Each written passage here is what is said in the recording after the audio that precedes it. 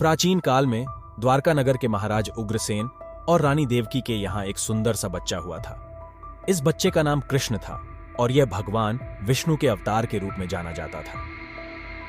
जब कृष्ण जी ने महाराज उग्रसेन के गोदी में बढ़ना शुरू किया, तब से ही उनकी कमाल की लीलाएं शुरू हो गईं।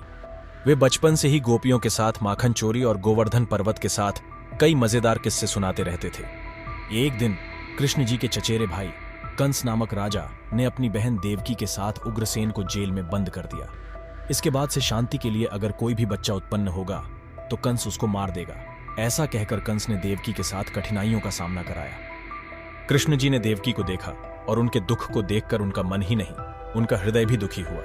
उन्होंने देवकी से कहा, माता, मैं तुम्हारे दुख को दूर करने के लिए यहां हूं। कृष्ण जी ने फिर उस बचपन में अपने चमत्कारिक रूप को प्रकट करते हुए देवकी को शांति दिलाई और उनकी आशीर्वाद प्राप्त की। कृष्ण जी के आगमन के बाद जेल में रहने वाले सभी लोगों की जीवन में सुख और शांति बढ़ गई। कृष्ण जी ने अपनी दिव्य लीलाओं के माध्यम से सभी को दिखाया कि जीवन में सत्य, धर्म और प्रेम का महत्व होता है।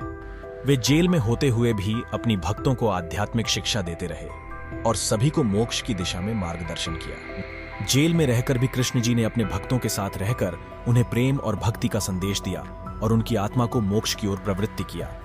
उनकी लीलाएं और कहानियां जीवन के विभिन्न पहलुओं को समझाने में मदद करती हैं और मन को शांति प्रदान करती हैं।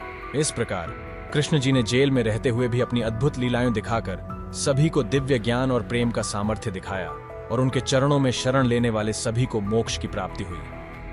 प्राचीन काल में जब धरती पर अधर्म बढ़ रहा था, वहां एक दिव्य पुरुष आए जिन्हें लोग भगवान के रूप में पूजते हैं। उनमें से एक थे भगवान श्री कृष्ण। उनका जीवन एक अद्वितीय कहानी है जो जेल में व्यतीत हुआ। श्री कृष्ण का जन्म मथुरा में हुआ था और उनका बचपन गोकुल में बीता। उनके बाल्यकाल की कहानी अनेक महाकवियों में है, लेकिन इस कहानी में हम उनके युवावस्था की घटनाओं पर ध्यान केंद्रित करेंगे, जब उन्होंने जेल में अपने भक्तों के साथ समय बिताया। श्री कृष्ण का युवावस्था में विराजमान जीवन गोकुल में उनके अद्भुत लीलाओं और महान कार्यों से भरपूर था। उन्होंने व्रजवासियों को अपना भक्ति और प्रेम प्रदान किया। उनकी गोपियां, रासलीला, गोवर्धन पर्वत का उठाना, कांस जैसे राक्षसों से युद्ध आदि उनकी अनगिनत लीलाएं लोगों को आकर्षित करती रहीं। होते होते श्री कृष्ण का समय विधेय बदलने का समय आया। महाभारत का युद्ध तय हो रहा था और उन्होंने द्रौपदी के सहायक बनने के लिए पांडवों के पास जाने का निश्चय किया। उन्होंने पांडवों के साथ रहकर उनके साथ अनगिनत आशीर्वाद और मार्गदर्शन किया। महाभारत के युद्ध के बाद श्री कृष्ण द्वारका वापस लौटे, लेकिन यहां भी उनका संबंध किसी एक स्थान में स्थापित होने की जरूरत थी। उन्होंने द्वारका को अपना नगर बनाया और वहां अपने भक्तों के साथ सुख शांति में विराजमान रहने का निर्णय लिया।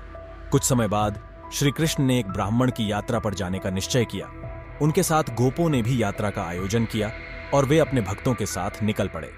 यात्रा के दौरान एक दिन उन्होंने एक निर्दोष ब्राह्मण को भगवान बनाने की लीला का आयोजन किया। उन्होंने ब्राह्मण को ब्रज के नाटकीय रूप में भगवान बनाया और भक्तों को उनकी पूजा करने के लिए कहा।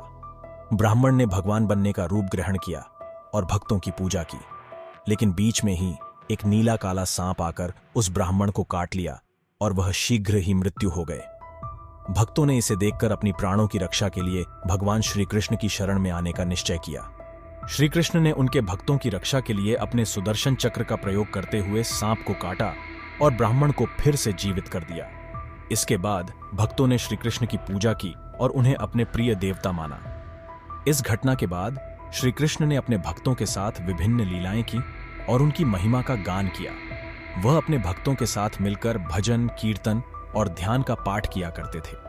उन्होंने अपने भक्तों को जीवन के सार्थकता का अनुसरण करने के लिए प्रेरित किया और उन्हें भगवान की प्राप्ति के लिए मार्गदर्शन किया।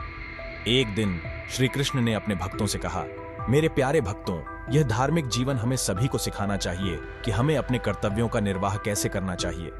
इसके बाद श्री कृष्ण ने अपने भक्तों से जीवन के सिद्धांतों का उपदेश देना शुरू किया। उन्होंने बताया कि ध्यान, भक्ति और सेवा के माध्यम से ही भगवान की प्राप्ति हो सकती है। उन्होंने जीवन के मार्ग पर चलने के लिए सही दिशा दिखाई और अपने भक्तों से यह सिखाया कि कैसे सभी के साथ न्याय और धर्म का पालन करना चाहिए। श्री कृष्ण के उपदेशों ने भक्तों को आत्मसमर्पण और सत्य के मार्ग पर चलने के लिए प्रेरित किया। उनके सानिध्य में भक्तों की आत्मा में शांति और सुख का एहसास होता था। कुछ समय बाद श्री कृष्ण ने अपने भक्तों से कहा, मेरे प्यारे भक्तों, मेरा यह देहावसान होने वाला है। और मैं अपने सारे भक्तों के साथ मिलकर गोलोक धाम को वापस जा रहा हूँ।